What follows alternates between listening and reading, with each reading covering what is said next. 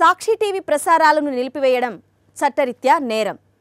సాక్షి TV ప్రసారాల కోసం మీ స్థానిక cable ఆపరేటర్ని వెంటనే సంప్రదించండి. డిటిహెచ్లో, ఇంటర్నెట్లో కూడా సాక్షి టీవీ ప్రసారాలను వీక్షించవచ్చు. నమస్కారం, లైవ్ షోకి స్వాగతం. ముందుగా కొన్ని ఆసక్తికరమైన వీడియోలు చూద్దాం. భీమవరంలో ప్యాకెట్ ఆడుకుంటుంటే మన డిప్యూటీ ముఖ్యమంత్రి గారికి కోపం వచ్చింది. కానీ కందుకూరులో మన కాపు సోదరులను అమానుషంగా తొక్కేసిన పట్టించుకోలేదు. మాట్లాడితే రాజకీయం అంటారు. కాపులందరూ కూడా ఈ రోజున సరే మేల్కోండి, ఆత్మశోధన చేసుకోండి, పరిశీలన చేసుకోండి. ఎందుకు మా కర్మ? మన బీసీలు అవ్వలేదు, ఉద్యోగాలు లేవు, ఏమీ రాలేదు, ఇలాగే ఉన్నాం, మన ఆస్తి తగలేసుకుంటున్నాం. ఎవరు నాయకుడు పవన్ కళ్యాణ్ ముఖ్యమంత్రి అవుతారని చెప్పి ధైర్యంగా అవి కాదు. 15 సంవత్సరాలు చంద్రబాబు నాయుడు గారు ఉంటారట. ఇంకెందుకని మనకి రాజ్యాధికారం? ఇంకెందుకు మనకి రాజకీయం? మనందరూ ఎక్కడి నుంచి సరే కాపులు ధర్మం పెడతారు. మీ అందరికీ అయ్యా ఈ రాజకీయాలు మానేయండి. మన పిల్లలు నష్టపోతారు, డబ్బులు నష్టపోతున్నాం. మనం శుభ్రంగా మన పనులు చేసుకుంటూ, మన నచ్చిన పార్టీ పోటీ చేసుకుంటూ, మన తాలూకు అవసరం ఉండి మనతో ఉండే పార్టీకి ఓటేద్దాం, మన కాపులు సత్తా చూపిద్దాం. దయచేసి ఈ మాయమాటలు చెప్పి మన ఓట్లతో, మన రక్తంతో, మన డబ్బుతో రాజకీయం చేసే వాళ్ళని నమ్మొద్దని చెప్పి మనం చేసుకుంటున్నాం. మా పవన్ కళ్యాణ్ ఏదో చేస్తారని చెప్పేసి మేమందరం కూడా ఆ రోజు 2019లో 2024లో తెలుగుదేశం కూడా మన ఎక్కడానికి పవన్ కళ్యాణ్ గారికి ఒక సపోర్ట్గా ఉండడానికి మేము చేయడం జరిగింది. కానీ ఈ రోజున మాకు జరిగింది ఏంటంటే మేము ఒంటోలు అయిపోయాం, కాపులు ఒంటోలు అయిపోయాం. మాకెవరు దిక్కు లేదు. ప్రతి ఓడి మా మీద కొడుతున్నాడు. ఈ రోజు మమ్మల్ని కార్లతో పిచ్చారు. కనకదుర్గం అమ్మవారి సాక్షిగా నా హృదయం గాయపరిచారు, నా మనసు గాయపరిచారు, నా వ్యక్తిత్వ అననం మీద నింద వేశారు.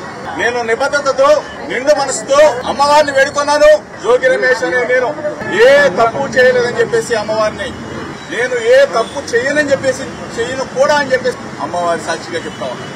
నా మీద నింద వేసిన నా వ్యక్తిత్వాన్ని, నా వ్యక్తిత్వ అననాన్ని, నా హృదయాన్ని గాయపరిచిన వ్యక్తులని అమ్మవారు మంచి బుద్ధి వాళ్ళకు ప్రసాదించాలని, వాళ్ళు ఎప్పుడు కూడా చెడు ప్రవర్తనతో మంచి మనసున్న జోగి రమేష్ నాలాంటి వాళ్ళ మీద బురద వేయకూడదని చెప్పేసి అమ్మవారు వాళ్ళకు మంచి బుద్ధి ఇవ్వాలని చెప్పేసి. రైట్, తెలంగాణ వీడియోలు చూడటానికి ముందుగా ఈ చివరికి పరిస్థితి ఏ రకంగా అయిపోయిందంటే, చంద్రబాబు గారు ఆ రోజేమో బెల్ట్ షాపులు ఎత్తేస్తామని బేరాలు పలికారు. ఇప్పుడు వాళ్ళ పార్టీ వాళ్ళే అది జీవనోపాధి ఉపాధి కేంద్రాలుగా మారినాయని, అర్ధరాత్రైనా అపరాత్రైనా దొరుకుతాయని చాలా సంతోషంగా ఆనందంగా చెబుతున్నారు.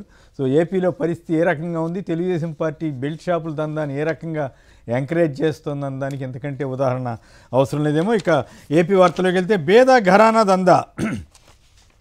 బ్రెయిన్ డెడ్ అయిన వ్యక్తితో 40 రిజిస్ట్రేషన్లు చేయించుకున్న టీడీపీ ఎమ్మెల్సీ బేద రవిచంద్ర అంట. సంచలనంగా ఉంది ఈ వార్త.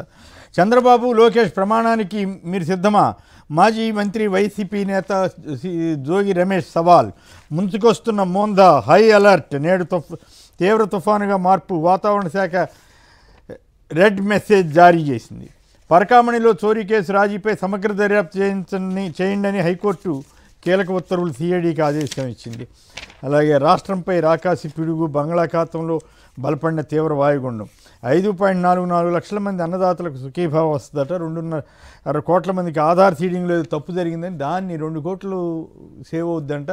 అసలు ఎగ్గొట్టిన 15,000 సంగతి కానీ అవి కాకుండా 2 కోట్లు సేవ్ అవుద్దంట 5 లక్షల మందికి. పెద్ద వార్త రాసుకున్నారు ఎల్లో మీడియా ఫస్ట్ పేలో. వార్త రాస్తే రాయొచ్చు కానీ మరి ఫస్ట్ పేలో పెట్టారంటే వాళ్ళ దురుద్దేశం అర్థమవుతుంది. ప్రైవేట్ మెడికల్ కాలేజీలు సమ్మెలోకి. ఆరోగ్య సేవలు బుధవారం నుంచి నిలిపివేయాలని నిర్ణయం. బిల్లులు చెల్లించకపోతే సేవలు నిలిపివేస్తామని ఈ నెల 10న హెచ్చరిక. సో ప్రభుత్వ కాలేజీలను కూడా ప్రైవేట్ రంగంలో తీసుకెళ్తే ఏం జరగబోతుందో ఇప్పుడు ఆల్రెడీ ప్రైవేట్ కాలేజీలు, మెడికల్ కాలేజీలు కూడా సమ్మెలోకి వెళ్తారట. బేద ఘరానా దందా. తర్వాత 1 కిలోమీటర్కి 174.43 కోట్లు ఖర్చు పెట్టబోతున్నారంట. ఇది సీడ్ యాక్సిస్ రోడ్డును NH16తో అనుసంధానించే పనుల కాంట్రాక్ట్ తీరు. మొన్నటిదాకా 74 కోట్లు అనుకుంటే ఇప్పుడు అది 174 కోట్లు అయింది ఇంకో సీడ్ యాక్సిస్ రోడ్లో. రైట్. ఆడుదాం ఆంధ్ర అని జగన్ గారు నిర్వహిస్తే ఇప్పుడు పేకాడదాం ఆంధ్ర అని చెప్పి తెలుగుదేశం ప్రభుత్వం చేస్తోందంటూ సోషల్ మీడియాలో చమత్కారపూరితమైనటువంటి కథనాలు వచ్చాయి. ముందుగా దీని మీద యానాదయ్య గారు ఉన్నారు, టీటీడీ బోర్డు మాజీ సభ్యులు, వైఎస్ఆర్ కాంగ్రెస్ పార్టీ సీనియర్ నేత. ఇక తెలంగాణ నేతలతో మాట్లాడడానికి ముందుగా ఈయనతోటి కొద్దిగా సంక్షిప్తంగా ఈ అంశాల మీద మాట్లాడదాం. ఏమిటి యానాదయ్య గారు చెప్పండి, బేద రవిచంద్ర సంగతి చాలా ఆసక్తికరంగా ఉంది. అది ఎట్లా సాధ్యమైంది, ఏం కదా? నమస్కారం అండి. నమస్కారం. మీకు ప్యానల్లో పాల్గొన్న పెద్దలకి, సాక్షి ప్రతినిధికి, ముఖ్యంగా ఈరోజు తుఫాన్ బీభత్సం ఉంది. ఈ తుఫాన్ బీభత్సానికి అందరూ కూడా, రాష్ట్ర ప్రజలందరూ కూడా సురక్షిత ప్రాంతంలో ఉండాలి. వైఎస్ఆర్ కాంగ్రెస్ పార్టీ శ్రేణులు కూడా వారందరూ కూడా సహాయ కార్యక్రమంలో పాల్గొనాలని మా గౌరవ అధ్యక్షులు జగన్మోహన్ రెడ్డి గారు కూడా ఆదేశించారు. రాష్ట్ర ప్రజలందరూ కూడా సురక్షిత ప్రాంతంలో ఉండాలని కూడా మీ ద్వారా కోరుకుంటూ, బీదా రవిచంద్ర విషయం వచ్చేసరికి వాళ్ళ పార్టీకి చెందినటువంటి ఏపీ ఆగ్రోత్ చైర్మన్ సుబ్బానాయుడు గారు ఆస్తులు ఇవన్నీ దాదాపు 200 కోట్లకు చెందినటువంటి ఆస్తులు. మరి వారికి బ్రెయిన్ డెడ్ 11వ తేదీన, నెల 11వ తేదీన అసలు హాస్పిటల్లో ఉంటే ఆయన స్ట్రక్చర్ మీద హాస్పిటల్లో పెట్టేసి దాదాపు వాళ్ళ కుటుంబ సభ్యులు కూడా తెలియకుండా బెదిరించి, వాళ్ళ కొడుకులు బెదిరించి ఆలూరు సంబంధించిన రిజిస్టర్ ఆఫీసులో చేయాల్సినవి అన్ని కూడా వాళ్ళ సొంత కావలలో సబ్ రిజిస్టర్ని మాట్లాడుకొని 200 కోట్ల ఆస్తుల్లో 15-17వ తేదీన రిజిస్టర్ చేసుకోవడం. ఎంత దారుణం అంటే, ఒక బ్రెయిన్ డెడ్ అయినటువంటి దాదాపు చనిపోయినాడు, కావాలని వీళ్ళు బతికినట్టు దాన్ని వెంటిలేటర్లో పెట్టి బతికినట్టు చూపించుకొని రిజిస్టర్ చేసుకున్నారంటే, సబ్ రిజిస్ట్రేషన్ లో పూర్తి జ్ఞానంతో అన్ని రకాల చదివి సంతకం పెట్టాల్సినటువంటి ముద్ర వేయాలి, అదేవిధంగా ఆధార్ నంబర్ రావాలి, ఇవన్నీ ఎంతో క్లారిటీగా చేయాల్సినటువంటిది. దాదాపు 200 కోట్ల రూపాయల ఆస్తి. అంటే దీని వెనక బీదా రవిచంద్ర గారు ఒక్కరే కాదు, దాని వెనక బలమైనటువంటి వాళ్ళ అధినాయకుడి యొక్క హస్తం ఉంది. దాదాపు 200 కోట్ల రూపాయల ఆస్తులు, దాదాపు 40 రిజిస్ట్రేషన్లు జరిగాయంటే ఇది ఆషామాషిగా రిజిస్ట్రేషన్ అయినటువంటి పరిస్థితి కాదు. మరి దీని విషయంలో రిజిస్ట్రార్ కానీ, ప్రభుత్వం కానీ, ఉన్నతాధికారులు కానీ ఇమ్మీడియట్లీగా యాక్షన్ తీసుకోకపోతే ఇటువంటి పరిస్థితులు ఇంకా జరిగేటటువంటి ప్రమాదం ఉంది. కాబట్టి తెలుగుదేశం ప్రభుత్వం ఏ స్థాయికి దిగదారిందంటే, ఇంత దారుణమైనటువంటి చనిపోయిన వాడితో కూడా రిజిస్టర్ చేయించుకునేటటువంటి దౌర్భాగ్యమైనటువంటి పరిస్థితికి ఈరోజు ప్రభుత్వము సాధించి చూస్తూనే ఉన్నాం. ఈరోజు జగన్మోహన్ రెడ్డి గారు బెంచ్ సర్కిల్లో ఫ్లైఓవర్ పైన 2.5 కిలోమీటర్ పైన 80 కోట్ల ఖర్చుతోనే కట్టారు. ఈరోజు అమరావతిలో భూమి మీద వేసే ఒక రోడ్డుకి 174 కోట్ల రూపాయలు, కిలోమీటర్ 174 కోట్లు. అంటే వీళ్ళ అవినీతి ఏ స్థాయికి, నిన్నటిదాకా 70-74 కోట్ల కిలోమీటర్ అన్నారు, ఈరోజు 174 కోట్లంట.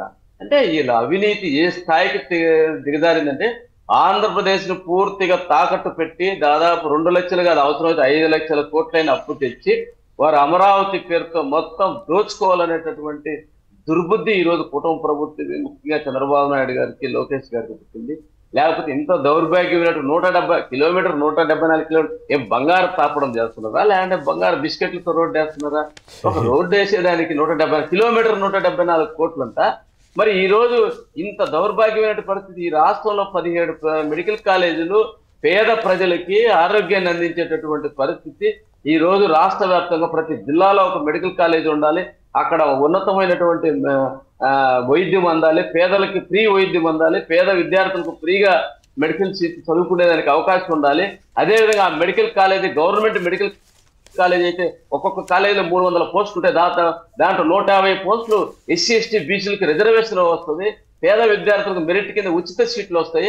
ఇవన్నీ దృష్టిలో పెట్టుకుని ఈ రాష్ట్రంలో 17 మెడికల్ కాలేజీలు 5 సంవత్సరాల్లో, 2 సంవత్సరాలు కరోనా పోయిన 3 సంవత్సరాల్లో దాదాపు 4 కాలేజీలు ప్రారంభించడం, 5 కాలేజీలు ప్రారంభించి ఇంకొక 2 కాలేజీలు, 7 కాలేజీలు పూర్తి చేస్తే మిగిలిన 10 కాలేజీలు కూడా దాదాపు 50% పూర్తయినట్టు, 75% పూర్తయినట్టుంటే వాటికి కేవలం 5,000 కోట్లు, అంటే సంవత్సరానికి 1000 కోట్లు ఖర్చు పెట్టి పేదలకు, రాష్ట్ర వ్యాప్తంగా ప్రజలకు వైద్యాన్ని అందించేటటువంటి పరిస్థితి లేనటువంటి దౌర్భాగ్యమైనటువంటి ఈ ప్రభుత్వము 1 కిలోమీటర్ 174 కోట్లు ఖర్చు పెడతారు.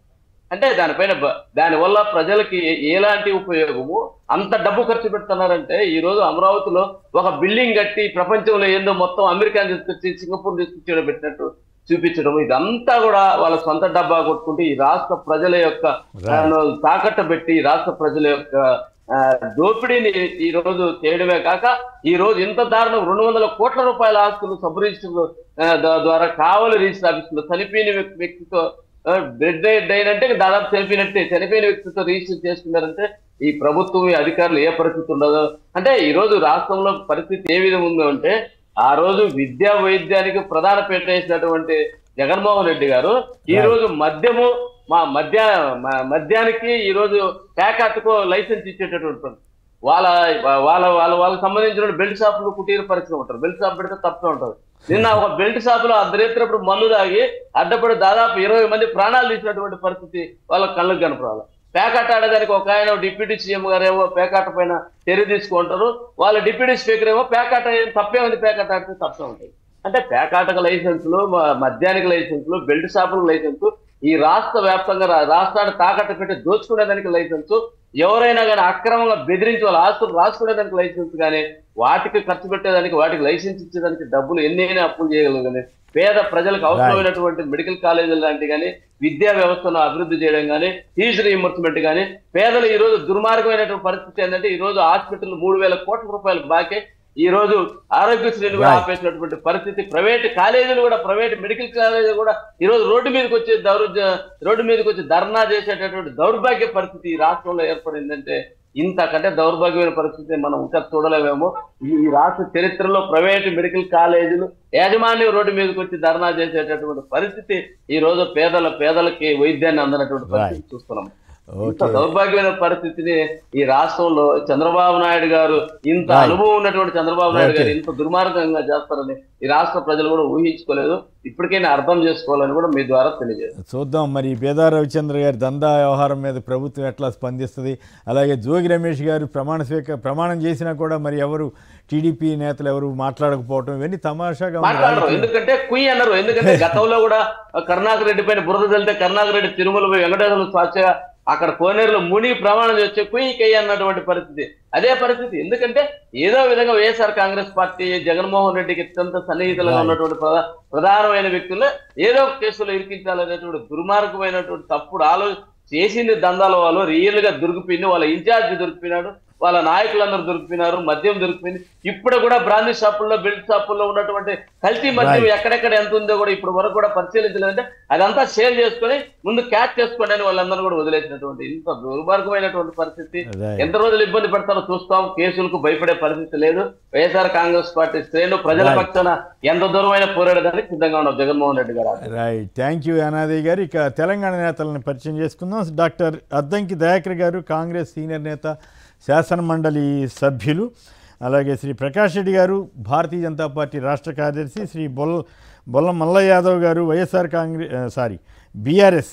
బీఆర్ఎస్ సీనియర్ నేత, శాసనసభ మాజీ సభ్యులు, కోదాడకు గతంలో ప్రాతినిధ్యం వహించిన నేత.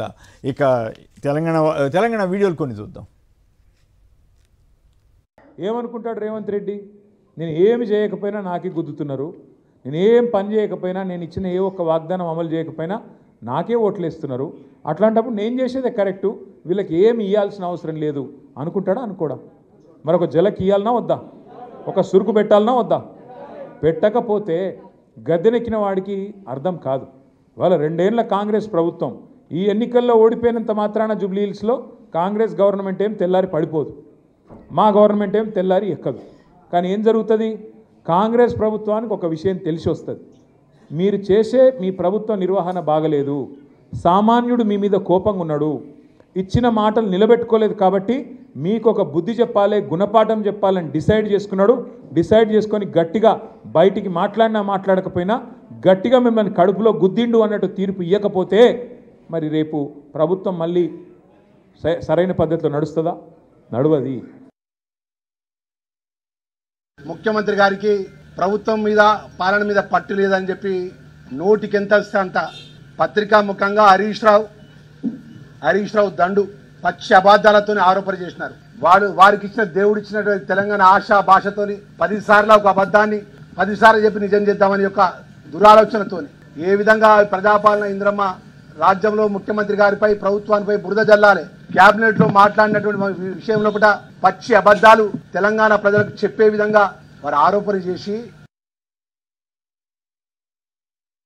నిన్నగాక మొన్న హైదరాబాద్ లో డైరెక్ట్ డీసీపీ గారి మీదే హత్యా ప్రయత్నం చేశాడు, కత్తితోనే చేసే ప్రయత్నం చేశాడు. మొన్న గోరక్షకుడైనటువంటి కార్యకర్త మీద, గోరక్షకుడి మీద డైరెక్ట్ కాల్పులు జరిపారు, తుపాకుతో కాల్పులు జరిపారు. అంటే రౌడీ షీటర్స్ రాజ్యం వెళ్తుంది తెలంగాణ రాష్ట్రంలో.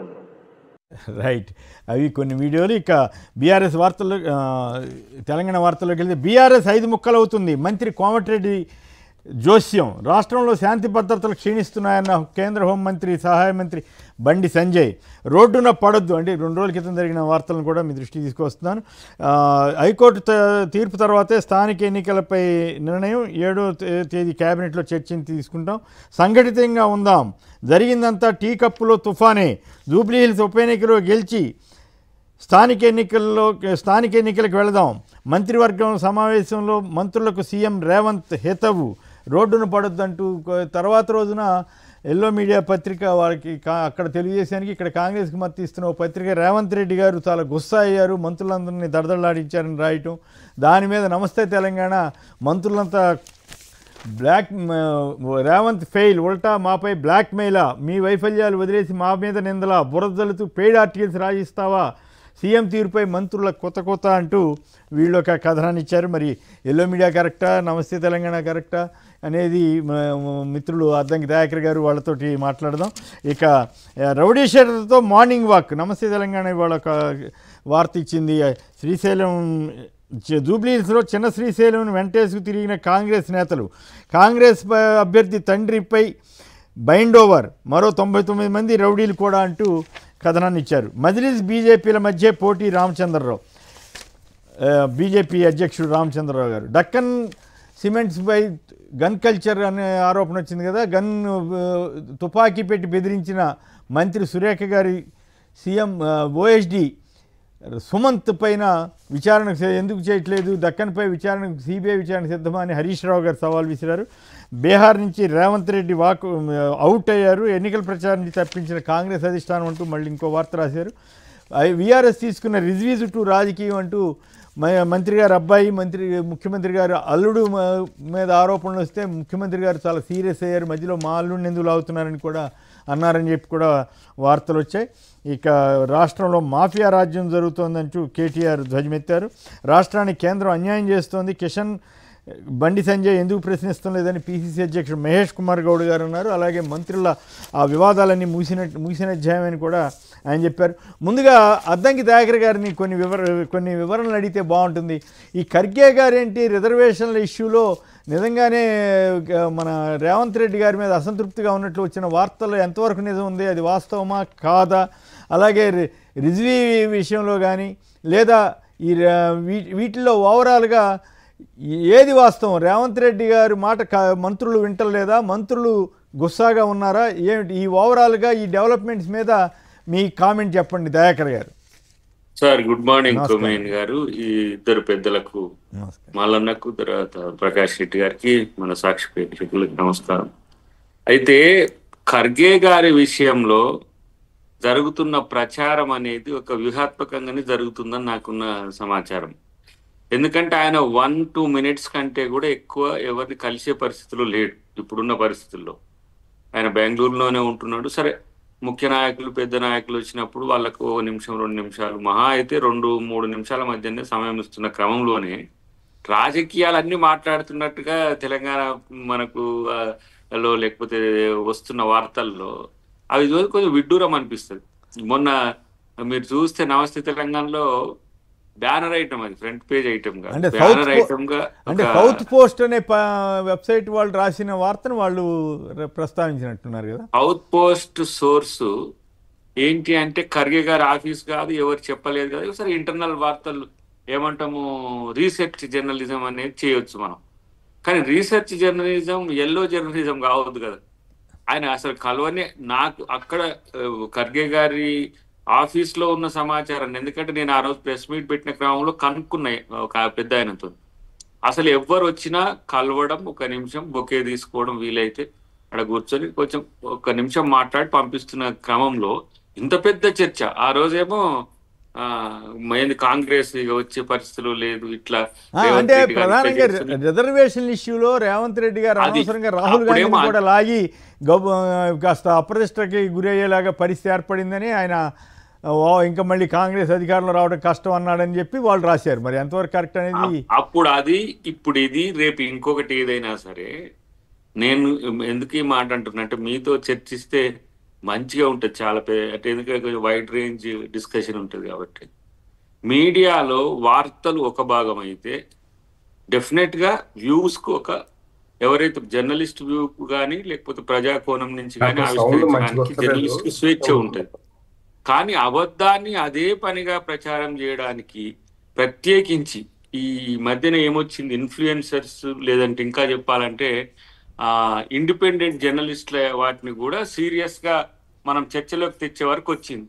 ఎందుకు వాళ్ళకి ఆ స్థాయి ఈ రికగ్నిషన్ వీటిని మెయిన్ స్ట్రీమ్ మీడియాలో రానప్పుడు వీళ్ళు ఏం చేస్తారంటే ఇట్లాంటి వాటితో రాయించేసి దాన్ని వాళ్ళ పేపర్లలో వాళ్ళ టీవీలలో బ్రేకింగ్ చేసి ఆ బ్రేకింగ్ ను మనతో చర్చ పెట్టించే స్థాయికి ఇలా నమస్తే తెలంగాణ లేకపోతే టీ న్యూస్ లాంటి లేదంటే ఇంకా కొన్ని చెప్పను వాటికి సంబంధించిన అంశాలు ఆత్మపరిశీలన చేసుకోవాల్సిన అవసరం ఉంది. అది ఖర్గే లాంటి ఒక రాజనీతిజ్ఞుని మీద చేస్తున్న కామెంట్స్. ఆయన ఓబీసీ ఇష్యూస్ లో ఏంటంటే డెఫినెట్ గా మనం చట్టసభల కోసం కూడా పోరాడాల్సిన అవసరం ఉందని గతంలో మా ముఖ్యమంత్రి గారితో పాటు ఎంపీలు మంత్రులు కలిసినప్పుడు చెప్పిన మాట ఏంటంటే స్థానిక సంస్థలు అనేది ఒక అంశమే అయినప్పటికీ కూడా చరిత్ర నుంచి కూడా ఓబీసీలకు మనం చట్టసభలో రిజర్వేషన్లు ఇవ్వలేకపోయినామని చెప్పి మన ప్రధాన ప్రతిపక్ష నాయకుడు రాహుల్ గాంధీ పోరాడుతున్నాడు. కాబట్టి దానికి దన్నుగా కూడా కార్యక్రమాలు చేయాలని ఒక ఆలోచన వారికి ఉంటుంది.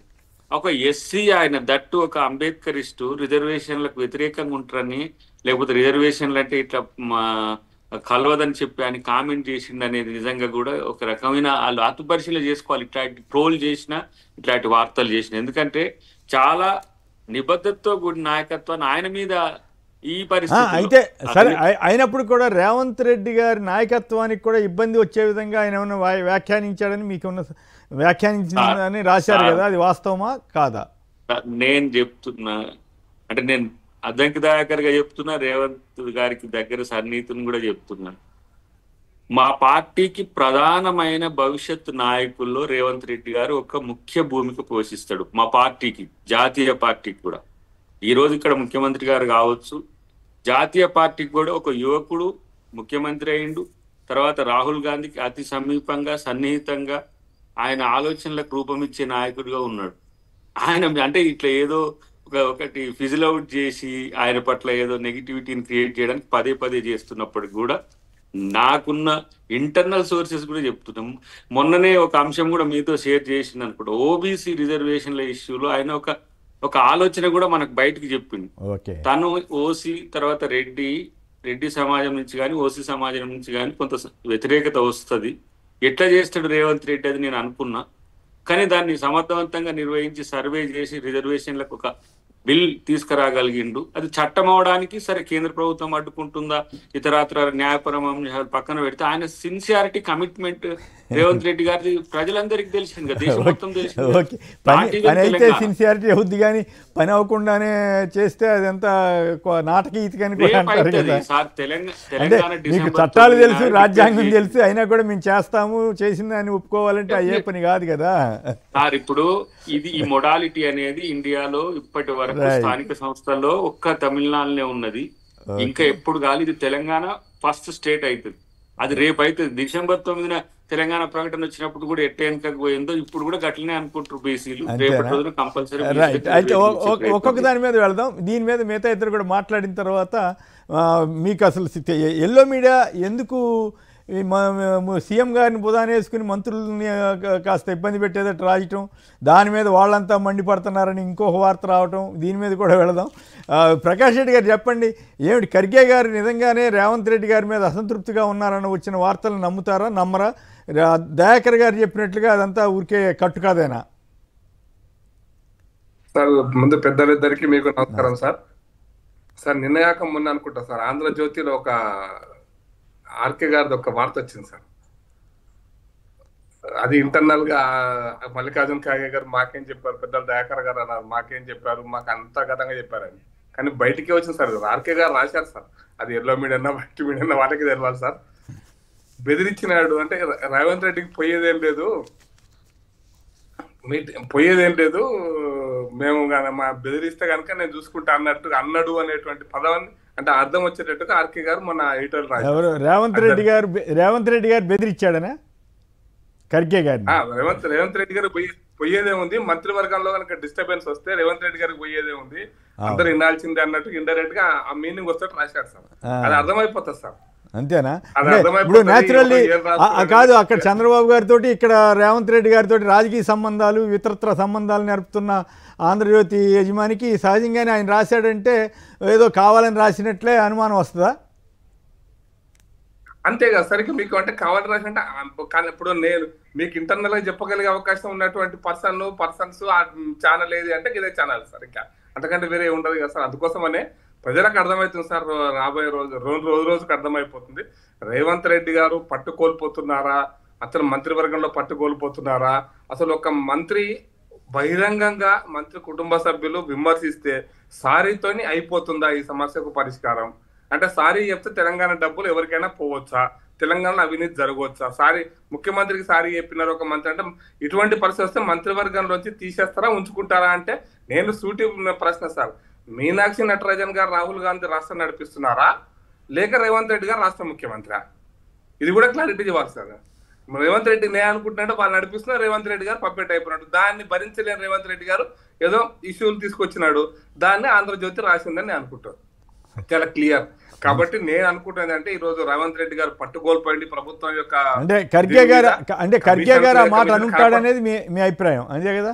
ఖర్గే గారు రేవంత్ రెడ్డి గారికి వ్యతిరేకంగా మాట్లాడుంటాడన్నది మీ డౌట్. రేవంత్ రెడ్డి గారికి వ్యతిరేకంగా మాట్లాడింటాడు ఖచ్చితంగా, దానికి వచ్చేది వస్తుంది సార్. రేవంత్ రెడ్డి పట్టుకోల్పడేది వాస్తవమైన పరిస్థితి కదా సార్. అది మీరు వాస్తవాన్ని మీ అభిప్రాయం చెప్పండి. మధ్యలో ఖర్గే గారిని నేను అడిగేది, ఖర్గే గారు ఈ రిజర్వేషన్ ఇష్యూ మీద మాట్లాడాడు అనేది వాస్తవం, అంతేగాని మీరు అన్నిటికీ చుట్టి అన్ని ఖర్గే గారికి అంటగడితే ఎట్లా? రైట్, నేను అన్నిటికీ ఖర్గే గారికి అంటగడతలేదు సార్. ఖర్గే గారి యొక్క అభిప్రాయము మీడియాలో వచ్చింది, అదే అభిప్రాయం దాన్ని కనెక్ట్ చేసుకోండి అని చెప్తున్నాను సార్. ఆంధ్రజ్యోతిలో వచ్చిన వార్తను అవన్నిటిని కనెక్ట్ చేసుకుంటే ఎవరిని బెదిరిస్తున్నారు, ఎవరిని బ్లాక్ మెయిల్ చేస్తున్నారో అర్థమైపోద్దని చెప్పదలుచుకున్నాను. Right, okay. మల్లయ్య గారు ఒక్క నిమిషం. జయప్రకాష్ గారు హైదరాబాద్ నుంచి. జయప్రకాష్ గారు నమస్కారం, మాట్లాడండి. నిజంగానే ఖర్గే గారు ఆ మాట అనుంటారా? వీళ్ళు కావాలని క్రియేట్ చేసినట్ల 42% రిజర్వేషన్ల ఇష్యూలో రాహుల్ గాంధీ గారిని లాగి అనవసరంగా ఇబ్బంది పెట్టారనేది ఎంతవరకు వాస్తవం? సార్ గుడ్ మార్నింగ్ అండి. ఇప్పుడు ఇష్యూ స్టార్ట్ అయింది, జడ్చర్ల ఎమ్మెల్యే అనిరుద్ రెడ్డి, ఈ ఎన్ఎం శ్రీనివాస్ రెడ్డి వాళ్ళు అక్కడికి వెళ్ళి వచ్చింది. ఒక్క నిమిషం యాదవ్ గారు మీ దగ్గరికి వస్తానా? అక్కడ స్టార్ట్ అయింది. ఇప్పుడు రేవంత్ రెడ్డి గారికి విషయం తెలీదా? 9th షెడ్యూల్లో పెడితే గానీ అవదని తెలుసు, తెలిసే ఆయన ఇంప్లిమెంట్ చేయడానికి ట్రై చేశాడు. అది జస్ట్ ఏదో సినిమా క్రియేట్ చేద్దామని చంద్రబాబు నాయుడు స్టైల్లో ఆయన చేశాడు, ఆయన శిష్యుడు కాబట్టి. ఇప్పుడు మొన్న వరస్ట్ థింగ్ ఏంటంటే ఆయన ఓన్ పత్రిక రాధాకృష్ణ గారే ఆయనకు అదేదో ఆయన చేతులు కట్టు కూర్చున్నాడని ఆయన కేసీ వేణుగోపాల్ ముందర అదొక పెద్ద ఇష్యూ, అదొక చేతులు కట్టు కూర్చున్నాడు. అది ఇప్పుడు ఎందుకు కూర్చుంటారు? ఆ బొమ్మ ఇస్తారు కదండి, ఆయన ముందర ముఖ్యమంత్రి వెళ్ళి ఆ చేతులు కట్టు కూర్చున్నాడని. అదో పెద్ద రేవంత్ రెడ్డి కాంగ్రెస్ అధిష్టానం ముందర ఇలా ముఖ్యమంత్రి కూర్చోబెట్టి ఆయనేమో ఇట్లా వెనకాయలు కూర్చున్నాడంట, దాన్ని పెద్ద ఇష్యూ చేస్తాడు ఆయన. అదంతా కావాలని చేస్తున్నారని క్లియర్ గా తెలుస్తుంది. జస్ట్ హైలైట్ మంత్రుల మీద ఇచ్చేయడం, రేవంత్ రెడ్డి ఆయన సపోర్ట్ చేస్తున్నట్ట ఇది చేస్తున్నట్టు నాకు అర్థం కాలేదు, కానీ అది క్లియర్ గా ఈ బీసీ రిజర్వేషన్ అనేది ఆయన తెలిసి చేసిన మిస్టేకే. ఎందుకంటే బీహార్ లోనే నితీష్ కుమార్ గవర్నమెంట్ లో వాళ్ళు ఇచ్చేసి పంపిస్తేనే సెంటర్ లో చేయలేదు. అలాంటిది వీళ్ళు చేసిన ఎట్లా చేస్తారు? అది బీజేపీ అగైనెస్ట్ ఫర్ రిజర్వేషన్ 100%. దాన్ని తెలిసి మరి ఎట్లా చేస్తాడు ఆయన? అది కావాలని చేసుకున్న స్వయంకృత అపరాధం తప్పితే ఇంకోటేం లేదు అందులో. ఓకే, కేఎల్ఎన్ రెడ్డి గారు వనపర్తి నుంచి. కేఎల్ఎన్ రెడ్డి గారు సంక్షిప్తంగా మాట్లాడండి. హలో, నమస్కారం, మాట్లాడండి. అందరికీ నమస్కారం. నమస్కారం సార్, ఈ రేవంత్ అది చేస్తారు ఇది చేస్తారు అక్కడ నుంచి ఇక్కడ నుంచి అనేది ఇల్లు ఎవరంతా వాళ్ళు అనుకుంటారు సార్. వాళ్ళదే ఇవన్నీ ఊహాగానాలు. వాళ్ళు ఏం చేసేది, వాళ్ళు కాంగ్రెస్ చేసేది, బీజేపీ వాళ్ళు టీఆర్ఎస్ వాళ్ళు చెప్తే ఇక పార్టీ ఎవరు వాళ్ళు ఎందుకండి? ఒకరు చెప్పేది ఏం లేదు, వాళ్ళది చూసుకుంటారు. కాంగ్రెస్ వాళ్ళు ఏం చేయాలో వాళ్ళకి తెలుసు. రేవంత్ను ఎన్ని రోజులు ఉంచాలి ఏం చేయాలని వాళ్ళే చూసుకుంటారు. ఇవన్నీ వాళ్ళు ఇప్పుడు ఇష్యూ బీఆర్ఎస్ బీజేపీది కాదు, ఖర్గే గారు రేవంత్ రెడ్డి గారి పట్ల అసంతృప్తిగా ఉన్నారని ఒక వార్తనండి వదంతనండి ప్రచారంలోకి వచ్చింది. ఇప్పుడు దయాకర్ గారు అది కరెక్ట్ కాదని చెప్పారు, వీళ్ళేమో కరెక్ట్ ప్రకాష్ రెడ్డి గారు కరెక్ట్ అయి ఉంటుందని అంటున్నారు. దానికి ఆధారం ఏంటంటే ఆంధ్రజ్యోతి వాళ్ళు ఆయనకి రేవంత్ రెడ్డి గారికి క్లోజ్గా ఉండి వ్యక్తిగా పేరొందినటువంటి ఆయన రాశాడు కాబట్టి నమ్ముతారు జనరల్గా. మాబోటాళ్ళం అసంతృప్తి రేవంత్ రెడ్డి గారికి ఈ కొండా సురేఖ ఇష్యూలో అప్రతిష్ట వచ్చింది అని మాబోటాళ్ళం రాస్తేనేమో ఎనాలిసిస్గా ఉంటుంది, వాళ్ళు రాస్తేనేమో రేవంత్ రెడ్డి గారే చెప్పి రాయించారన్నట్టుగా వాళ్ళ ఇష్యూ వస్తుంది. అందువల్ల ఇది కరెక్టా కాదా, నిజంగా అసంతృప్తి ఉందా లేదా అన్నది పాయింట్. సార్ రాధాకృష్ణ గారిని ఎంతవరకు నమ్మాలి సార్? మీరు రాధాకృష్ణ గారు చెప్పేటి అన్ని నిజమైతే ఈ రాధాకృష్ణ నడిపించాలి కదా, అందరినీ అన్ని పార్టీలను ఆయనే కదా. ఏం మరి అది రేవంత్ రెడ్డి గారి మంత్రి కాంగ్రెస్ వాళ్ళంతా కోపం, కాంగ్రెస్లో మంత్రులకి ముఖ్యమంత్రి మధ్య కూడా తగాదాక అది ఆ పెయిడ్ ఆర్టికల్ అని నమస్తే తెలంగాణ రాసింది కదా, మంత్రులంతా ఆగ్రహంగా ఉన్నారని. లేదు సార్, కాంగ్రెస్ లో ఉన్న స్వతంత్రం ఎక్కువ ఉంటది కాబట్టి ఎవరికి వాళ్ళు మాట్లాడారు. రేవంత్ రెడ్డి గారికి ఏం ఇబ్బంది ఉండదు అనేది మీ అభిప్రాయం? ఉండదు. అది చెప్పండి, నేరుగా చెప్పండి. ఉండదు, ఏమీ ఉండదు. రైట్ దయాకర్ గారు చెప్పండి. బీజేపీ ఆయన చెప్తున్నారు కదా కరెక్ట్గా జరిగే ఉంటుందండి అని, రిజర్వేషన్ ఇష్యూ అని కాదు కానీ ఓవరాల్గా.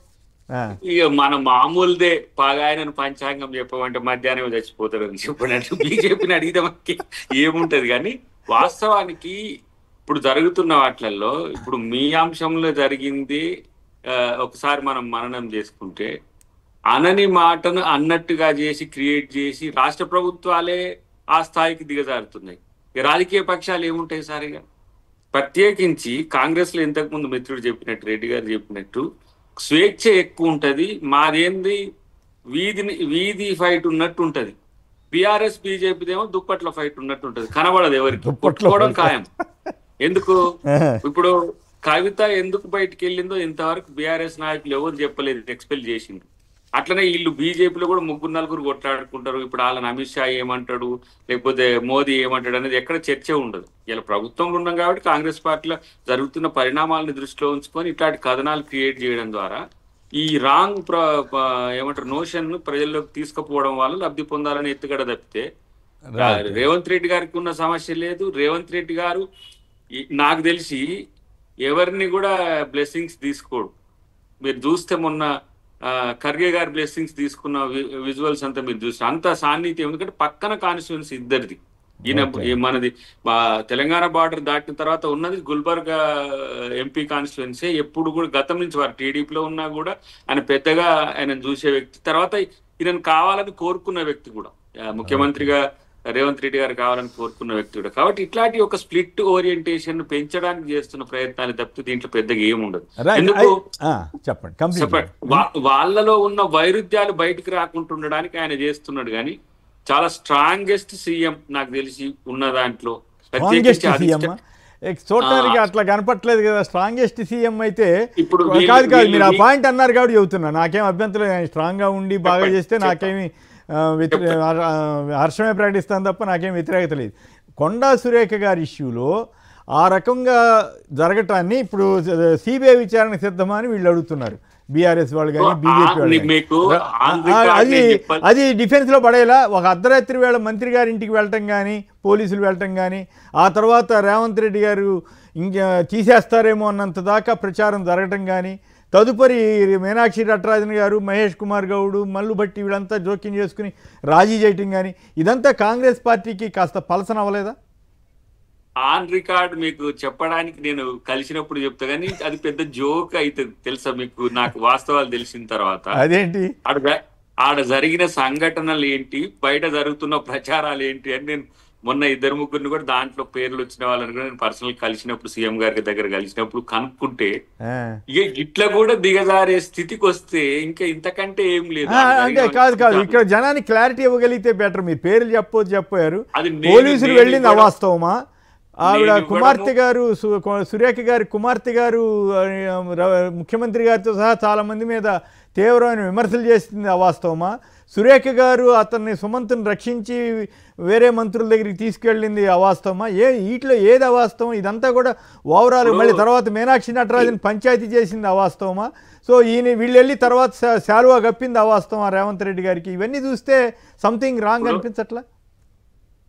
కాదు, సద్దు మణిగిన అంశాన్ని మీద కామెంట్ చేయడం అనేది భావ్యం కాదు. కానీ ఆ జరిగిన అంశంలో అసలు రియల్ పార్ట్ కనుక చూస్తే వీళ్ళు కాంగ్రెస్ ప్రభుత్వం మీద రేవంత్ రెడ్డి గారి మీద ఏ విధంగా బురద జల్లడానికి ప్రణాళిక చేసుకుంటూ అది గుర్తొచ్చి నవ్వు వస్తుంది నాకు. అట్లా అసలు జరిగింది అక్కడ నేను అంటే పేర్లు కూడా చెప్పగలను, కానీ ఆ విషయాల్లో జరిగిన వాటిని ఎందుకు ఇట్లా ఫ్లేర్ అప్ చేసిందంటే ఇగో ఇప్పుడు మీరు ఖర్గే గారు రేవంత్ రెడ్డి గారి మీద స్టేట్మెంట్ అని, లేకపోతే ఇంకెక్కడి నుంచి వచ్చే డొమైన్ల నుంచి ఇచ్చే ఇన్పుట్స్ అన్నిటిని కూడా వాటిని కూడా రేపు పట్టుకుంటాం. ఎవరెవరు ఏ దేశాల నుంచి, దుబాయ్ నుంచా లేకపోతే ఎక్కడి నుంచి వస్తున్నాయి అనేది కూడా అవన్నీ చూస్తాం. ఇన్పుట్ ఇక్కడి నుంచే పోతుంది. మరి ఖర్గే గారు ఖండించి ఉండాల్సింది కదా, ఏఐసిసి కానీ ఖర్గే గారు కానీ ఖండించి ఉంటే ఈ గొడవే లేదు కదా.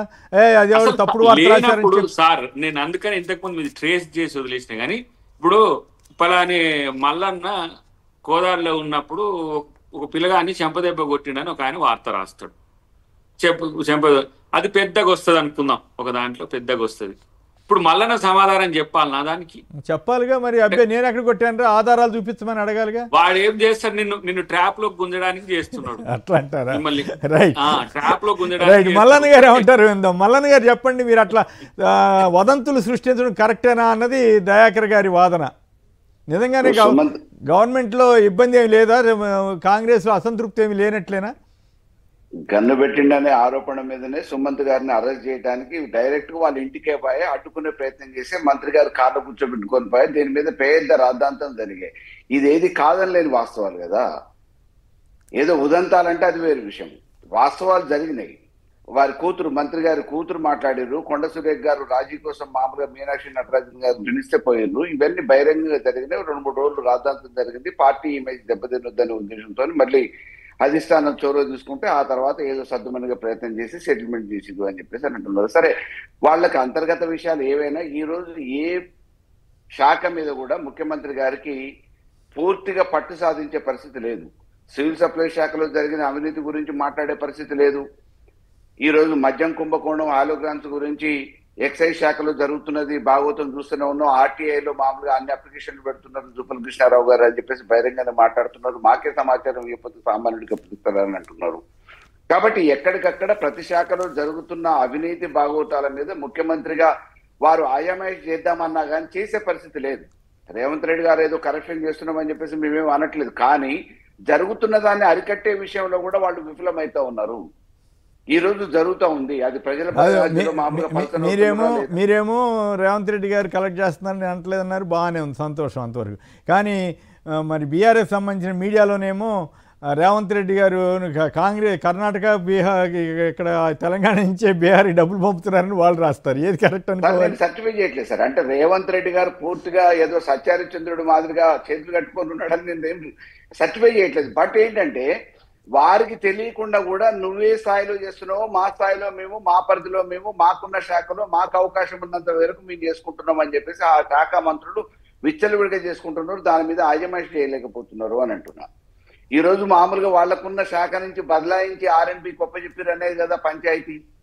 కొండ సురేఖ్ గారికి పంచాయతీ ఏడమోలేని దేవాదాయ శాఖకు సంబంధించిన భూముల టెండర్ల విషయాలలో మాకు రావాల్సినవి వేరే R&Bకి కానీ ఇతరత్ర కానీ రాఘవ కన్స్ట్రక్షన్స్ కానీ ఒప్పచెప్పడం ఏంది అంటే మేము నామమాత్రంగా ఉన్నామా అనే దగ్గర నుంచే కదా మొదలైంది గొడవ.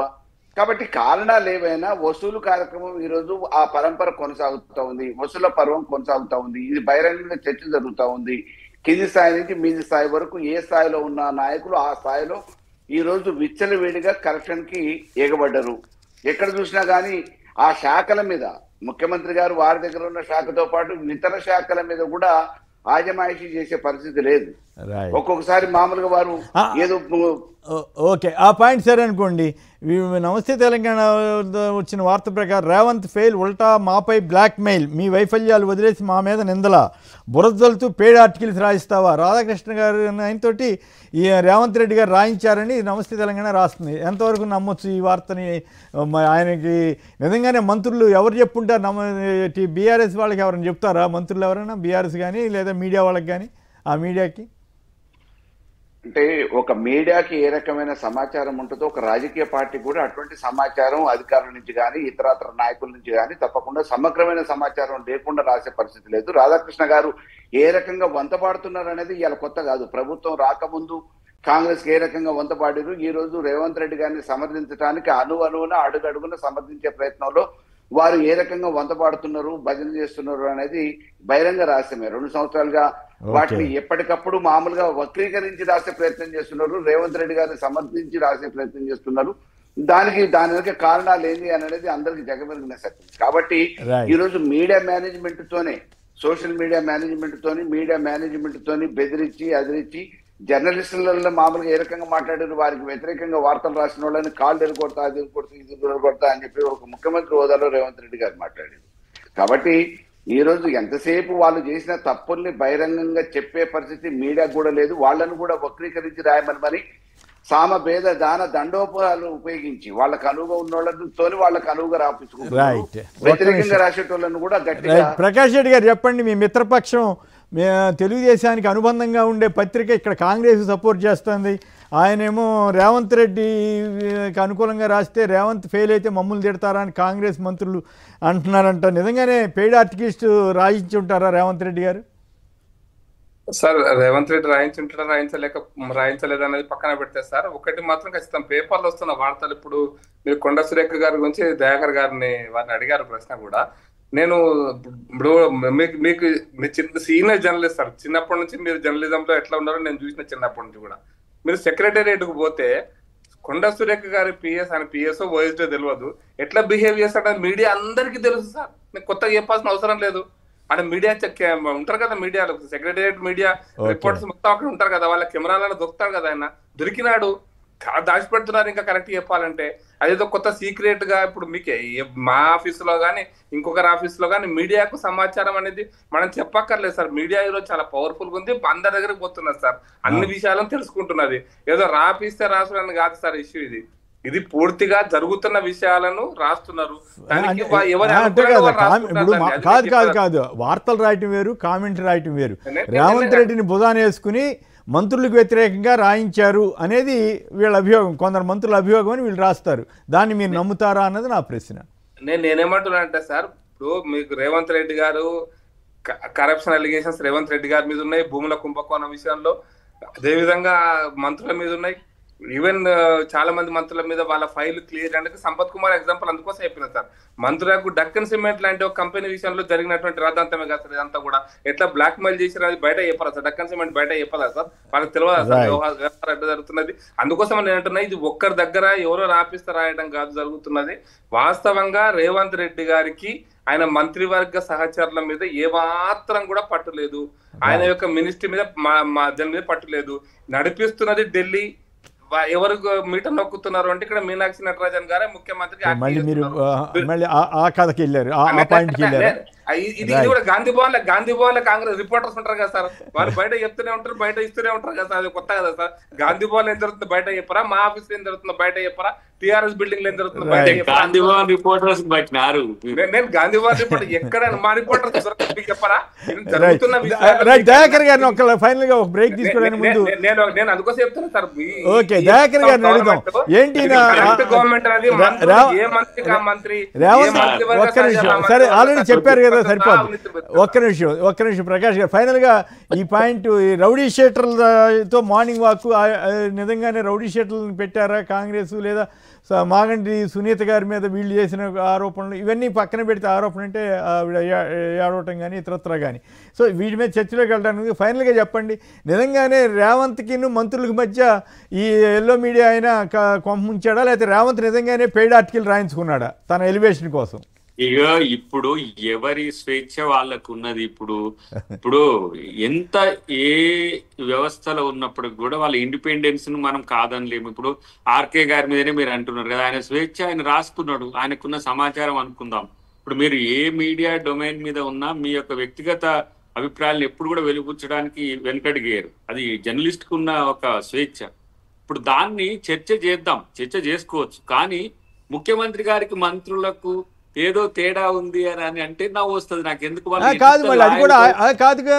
రేవంత్ రెడ్డి గారికి ఆయన సన్నిహితుడో తెలుసు, అక్కడ చంద్రబాబు గారికి ఎంతో తెలుసు. రేవంత్ రెడ్డి గారే ఆయన కార్ డోర్ తీసిన తర్వాత ఇంకా దానికి సన్నిహితుడు కాదని చెప్పలేం కదా. సో ఈ కార్ డోర్ ఇప్పుడు కొమ్మినేని గారు నాకు బయట గురువు లాంటి వాడు అనుకుంటా నేను. అది వేరే కదా ముఖ్యమంత్రి అయిన తర్వాత ఉండే కథ వేరు, అది వేరే కదా. నేను మిమ్మల్ని వ్యక్తిగతంగా కలిసినప్పుడు ఎందుకు నేను ప్రేమగా ఉంటాను, మర్యాదగా ఉండటం వేరు సార్. నేను దాన్ని తప్పట్లా. మర్యాదగా ఉండటం వేరు, వినయంగా ఉండటం వేరు. వినయం విధేయతగా చూపించడం వేరు. అంటే ఆ సంబంధ బాంధవ్యాలు ఆ స్థాయిలో ఉన్నాయి అనేది పాయింట్ ఇక్కడ, అంతే తప్పితే వేరే అంటే కాదు. వాళ్ళు అక్కడ బీజేపీ మద్దతుదారుడని తెలుసు మీకు, అయినా ఇక్కడ కాంగ్రెస్ మద్దతు ఇస్తున్నాడు కాబట్టి మీరు తీసుకుంటున్నారు, తప్పేం కాదు. కానీ ఇక్కడ డబుల్ గేమ్ ప్లే చేస్తున్న ఆయన మంత్రుల్ని తిట్టడం కోసం రాసి చివరికి కాంగ్రెస్ లో కొంప నుంచే పనిచేశాడా అన్నది నా ప్రశ్న. మల్లన్న సాగర్ లో మా వార్తలు ఫ్రంట్ పేజ్ లో వచ్చినందుకు కూడా మరి ఆ రోజు రాధాకృష్ణ గారు చాలా ఇబ్బందులు ఎదుర్కొన్నారు కేసీఆర్ తో. అంటే ఆ రోజు మేము పోయినప్పుడు నేను గాని దామోదర్ నరసింహ గారు, మా రేవంత్ రెడ్డి గారు, తర్వాత రేవంత్ గారికి ఏం సంబంధం లేదంటారు ఫైనల్ గా మీరు చెప్పేది, అంతే కదా? నేను ఒకటే, రేవంత్ రెడ్డి గారు చాలా చాకచక్యంగా ఆడుతున్న ఆటను వీళ్ళు గమనించక ఆయన గాయల పడి అట్లంటే చాకచక్యంగా రాయించుకున్నాడనే పదం కూడా వస్తుంది సుమా, జాగ్రత్త. ఒక ముఖ్యమంత్రి ఏ విధంగా రాజనీతిని చేయాలనో అట్లా చేస్తున్నాడు, వీళ్ళంతా ఆయన గాయల పడ్డారు, గిలగిల కొట్టుకుంటా ఉన్నారు. గురువు దగ్గర శిష్యుడే అంటారు, గురువు దగ్గర శిష్యుడే అంటారు. అట్లయితే ఆయన ఆట చాలా పెద్దగా ఆడుతున్నాడు, దాన్ని పట్టుకోగలిగితే వీళ్ళు ఆయన దగ్గరికి పోతారు తప్పితే, లేకపోతే ఇంతే ఈ పేపర్ వార్తలకు టీవీల వార్తలకు పనికి వస్తారు తప్పితే ఇంకోటి కాదు. Right, okay. రౌడీ షీటర్తో మార్నింగ్ వాక్ అని ప్రశ్నిస్తూ బీఆర్ఎస్ అనండి లేదా పత్రికల్లో అనండి కొన్ని వార్తలు వచ్చాయి. శ్రీశైలం యాదవ్కి ఆశ్చర్యంగా తెలుగుదేశం మీడియా కూడా మత్తిస్తాం, శ్రీశైలం యాదవ్ గొప్పవాడు, ఆయన దగ్గరికి చంద్రబాబు గారు కూడా వెళ్ళారు, ఇట్లాంటివన్నీ చెబుతున్నారు. సరే పార్టీలో చేర్పించుకోలేదు వేరే విషయం, కానీ అట్లాగే కాంగ్రెస్ అభ్యర్థి మీద కూడా వస్తే తెలుగుదేశం మీడియా కూడా ఎందుకు మత్తిస్తుంది అనేది అదొక ఆసక్తికరమైన అంశం. ముందుగా మీరు సంక్షిప్తం చేస్తే వాళ్ళిద్దరు రియాక్షన్ అయిన తర్వాత మళ్ళీ రిప్లై ఇద్దరు. కానీ నిజంగానే రౌడీ షీటర్కే అంటే ఆయన కొడుక్కే టికెట్ ఇచ్చారా, ఈ రకంగా మార్నింగ్ వాక్ చేయటం ఏంటి, తర్వాత ఈ బైండ్ ఓవర్ కేసు ఉందంట కదా, అట్లా ఈ మీ అభ్యర్థి మీద వస్తున్న విమర్శలు వీటన్నిటి మీద మీరు ఏమన్నా సంక్షిప్తంగా సమాధానం చెప్తారా? ఇప్పుడు నేను 1 minute లోనే చెప్తా. ఇది క్యాండిడేచర్ ని డెఫ్యూజ్ చేయడానికి చేసి ఎత్తుగడే, దీంట్లో కొత్తగా ఏమున్నది? రౌడీ షీట్ నవీన్ యాదవ్ మీద ఉందని చెప్పి ప్రూవ్ చేయగలుగుతారా? రెండోది, అందుకనే వీళ్ళు తెలివిగా కాదు వీళ్ళు వ్యూహాత్మకంగా తండ్రి మీద బాబాయ్ మీద రాస్తారు, వాళ్ళ మీద ఉన్నాయంట. ఆ తండ్రి మీద బాబాయ్ మీద కూడా పోతుంది. కానీ ఇప్పుడు సోదరి, ఇప్పుడు ఆమె ఉన్నది, ఆమె వ్యక్తిగత జీవితాన్ని ఎవరు బయటికి తీసిరనే విషయం పక్కన పెట్టండి, తను సెకండ్ వైఫ్ అని చెప్పి ప్రచారంలో తెచ్చిండు. అది ఎంత మేరకు అది పొలిటికల్ ఎథిక్స్ ను మనము కమిట్ అవుతున్నట్టు. అంటే మీ పార్టీ తీసుకొచ్చింది కదా, మీ పార్టీ అభ్యర్థి తీసుకెళ్ళాడు. మా పార్టీ అని అది తీసుకొచ్చిన, ఇప్పుడు ఎవరైతే సోషల్ మీడియా ఉంటుందో దాన్ని మా పార్టీకి ఎప్పుడు కూడా మేము అంగీకరించలేదు.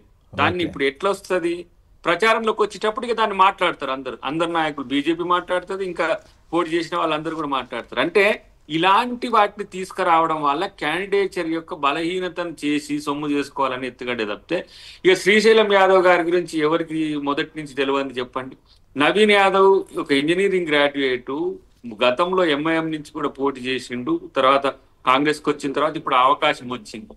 అంటే అప్పుడు లేని ఇప్పుడు కేసీఆర్ కు ఆయన ఎకనామికల్ కూడా ఏంది టిఆర్ఎస్ భవన్ కట్టినప్పుడు కానీ లేకపోతే పొలిటికల్ గా ఉన్నప్పుడు కానీ ఆయన చేసిండని, ఆర్థిక సాయం చేశారా? ఆర్థిక సాయం చేసిండని ఎవరు?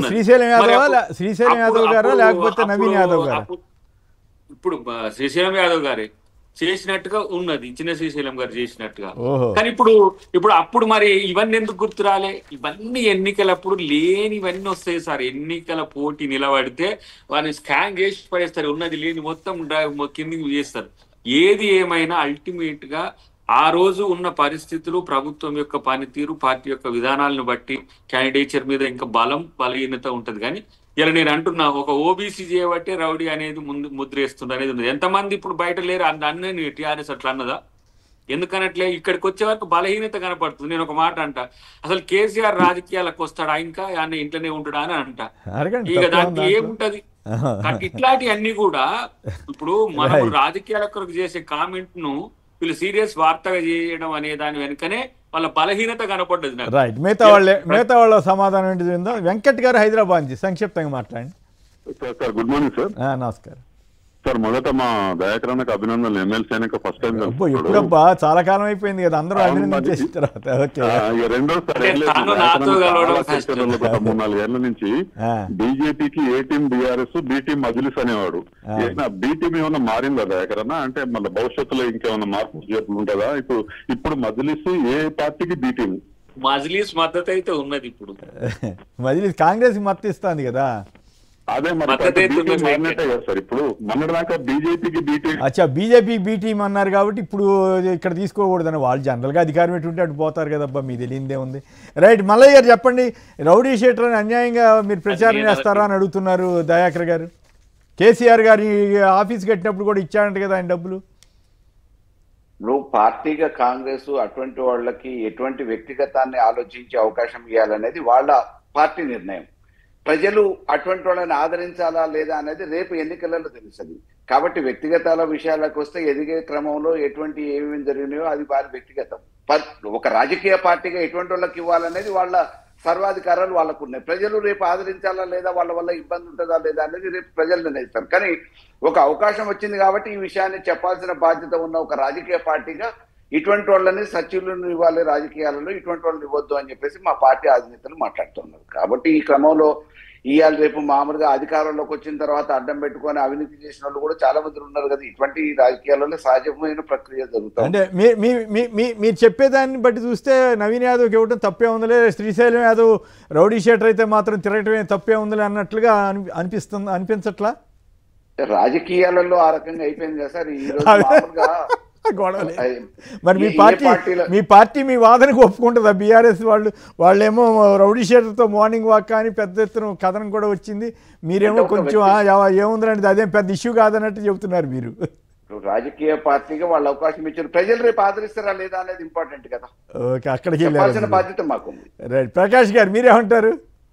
సార్ ఇప్పుడు ఇంతకుముందు ఒక కాలర్ అడిగినాడు, దయాకర్ అన్న సమాధానం చెప్పినాడు. కానీ దయాకర్ అన్ననే మన డిబేట్ లోనే చాలా సార్లు బీజేపీకి బి టీం ఎంఐఎం అని దీని తర్వాత చెప్తాను మాట్లాడడానికి.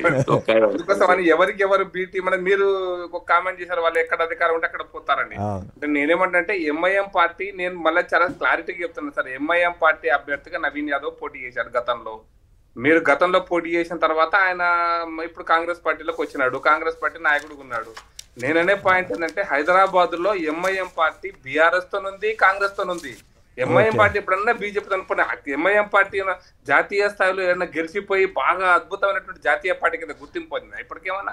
అట్లా కాదు, మీకు ఉపయోగపడే విధంగా ఓట్లు చీలుస్తోంది అనేది ఒక విమర్శ మహారాష్ట్ర అనండి, ఇంకోత అది వేరే చర్చ అనుకోండి.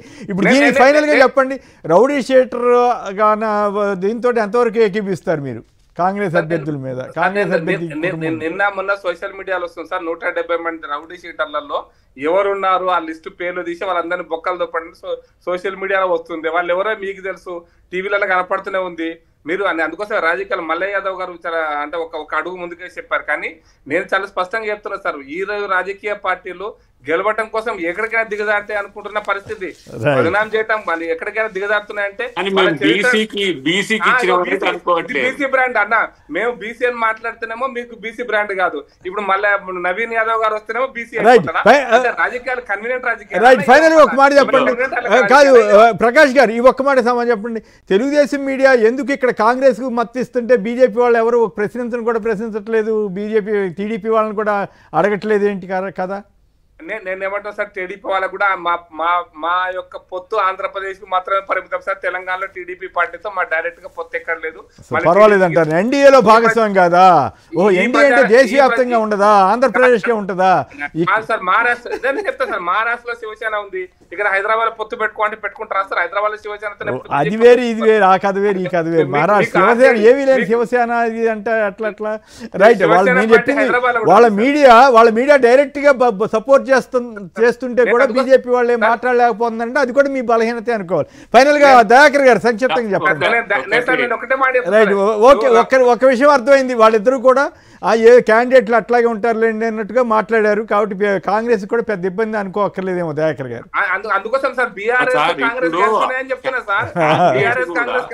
రైట్, ఓకే, టైం అయిపోయింది. దయాకర్ క్యాండిడేట్ కూడా బలహీనమైన వ్యక్తి కాదు. ఇప్పుడు అజర్ గారితో పోటీ పడ్డాడు, రామ్మోహన్ గారితో పోటీ పడ్డాడు. ఇక్కడ సమస్య ఏంటంటే అజరుద్దీన్ కు ఇప్పుడు ఇస్తే వీళ్ళే మొదలు పెడతారు, ఎంఐఎం వీళ్ళకి సపోర్ట్ చేసింది కాబట్టి ముస్లిం పార్టీ అని కాంగ్రెస్ కు కలరేసే ప్రయత్నం చేస్తారు. అయితే ఓబీసీ రిజర్వేషన్ల చర్చ జరుగుతున్న క్రమంలో ఒక ఓబీసీకి ఇవ్వాలనే ఉద్దేశంతో ఒక యువకునికి అక్కడ చారిటీలో కూడా మనోడు నేను ఏదో మా క్యాండిడేట్ గా ప్రచారం చేయడం కాదు, కానీ తనకేం చెడ్డ పేరు లేదు. అంటే ఆయన కుటుంబం ఆయన రౌడీ షీటర్ తోటి మార్నింగ్ వాక్ చేస్తున్నారు, ప్రచారంలో పాల్గొంటున్నారు అన్నది ప్రధాన వార్తగా వచ్చింది కాబట్టి అడిగాను తప్ప వార్త చేసింది వీళ్ళే కదా, మా గుమస్తా తెలంగాణ వాళ్ళు కదా, అంతే. దానికి పెద్దగా మనం వాళ్ళు రాసింది కరెక్టా కాదా అనేది పాయింట్ తప్ప కరెక్ట్ అయితే మరి రాజకీయాల్లో వైఖరి ఆ పరిస్థితి వచ్చిందని మీరే ఒప్పుకున్నారు, మీరు అందరూ ఒప్పుకున్నారు. నమస్తే తెలంగాణ ఒక రోజున మా బొమ్మలు మొదటి పేజీలు వేసి మమ్మల్ని అంతా లేపిన పత్రికే అది లక్ష్మీరాజం గారితో ఉన్నప్పుడు. ఎప్పుడు కేసీఆర్ గారితో వచ్చిందో అది పూర్తిగా ఆయన పాంప్లెంట్ అయింది. ఆయన పాంప్లెంట్ కి మనం సమాధానం చెప్పడం అనేది పాంప్లెంట్ అంటే మీకు మద్దతు ఇచ్చే పత్రిక కూడా ఘనంగా తెలుగుదేశం పత్రిక కాంగ్రెస్ కు ఒక పత్రిక దేశంలో లేదు, రాష్ట్రాల్లో భలే వాళ్ళే అక్కడ భలే వాళ్ళే మీరు అట్లా చెప్పమాకండి పాపం బీజేపీ వాళ్ళే ఏం ఫీల్ కావట్లేదు. అక్కడ కాంగ్రెస్ కి బీజేపీ మద్దతు ఇస్తా ఉంది ఆంధ్రప్రదేశ్ లో, ఇక్కడేమో తెలుగుదేశం పార్టీ కాంగ్రెస్ మద్దతు ఇస్తా ఉంది. రాజకీయాల్లో ఇవన్నీ మామూలు అయిపోయింది. రైట్. ఒక మాట సార్, ఇప్పుడు ఆయన పూర్వాంకంలో వాళ్ళతో కలిసి ఉన్నాడు కాబట్టి వాళ్ళకి ప్రేమ ఉంటది, దాన్ని కాదని మనం ఎట్టనగలం. రైట్, గొడవ లేదు అట్లయితే. రైట్, దయాకర్ గారు, పత్రిక లేదు, మీకు కోపం వచ్చినప్పుడు అట్లేం కాదులే, మీకు ఉండలే. మల్లయ్య యాదవ్ గారు, ముగ్గురికి కూడా ధన్యవాదాలు. ఇది నేటి చర్చా కార్యక్రమం. నమస్కారం. సాక్షి టీవీ ప్రసారాలను నిలిపివేయటం చట్టరీత్యా నేరం. సాక్షి టీవీ ప్రసారాల కోసం మీ స్థానిక కేబుల్ ఆపరేటర్ను వెంటనే సంప్రదించండి. DTHలో ఇంటర్నెట్లో కూడా సాక్షి టీవీ ప్రసారాలను వీక్షించవచ్చు.